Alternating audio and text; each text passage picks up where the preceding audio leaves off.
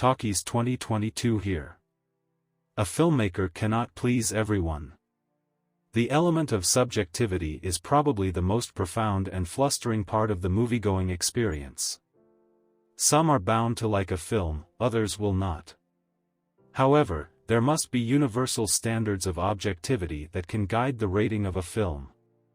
It is just what Dwight Schrute from The Office proposes in the episode where Pam gets pregnant and feels down about she looks. And they do exist. When measured against those standards, the new action film Carter on Netflix comes up agonizingly short. Woeful execution, a hollow core, and a lack of organization and direction lead to its downfall. Ultimately, it is only made for a certain kind of viewer who relishes keep-your-brains-at-home action flicks and just wants a stress buster. It can be argued whether Carter induces or reduces stress, but let's talk about the plot first.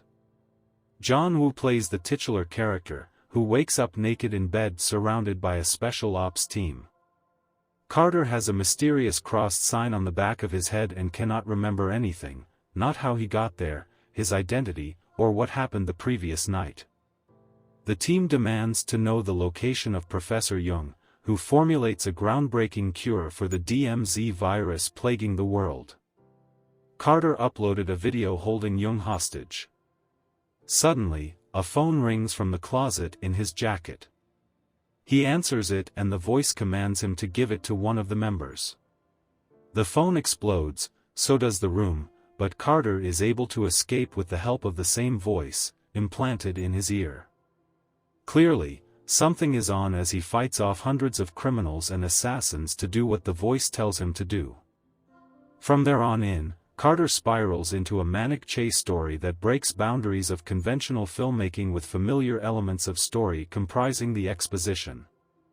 Surprisingly, the majority of the film takes place in the course of one day, albeit within the confines of a backdropped narrative stretched over years of political turmoil and enmity between North and South Korea.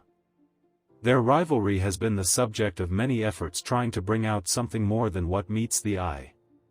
JSA, Park Chan-wook, The Spy Gone North, Yoon Jong-bin, and Escape from Mogadishu, Ryu Sung-won, are some great examples.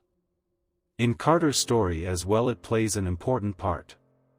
The manner in which it manifests, though, does not spring a lot of surprises but plays a defining role in shaping Carter's background. It is an essential tool used for character development, while also providing the plot with enough tension to keep the effort going. Jung Byung-gil also uses the ambiguity in Carter's allegiance intelligently to position him right in the middle of our judgment. We aren't too sure what to make of him in that regard. When his daughter gets involved in the mission, there is an emotional vulnerability for Carter.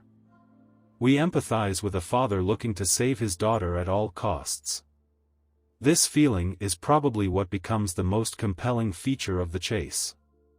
The CIA also heavily dictates the final outcome.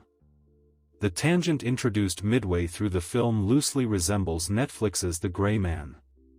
With so much information and moving parts, Jung's job becomes more complicated as he tries to tie all of them together.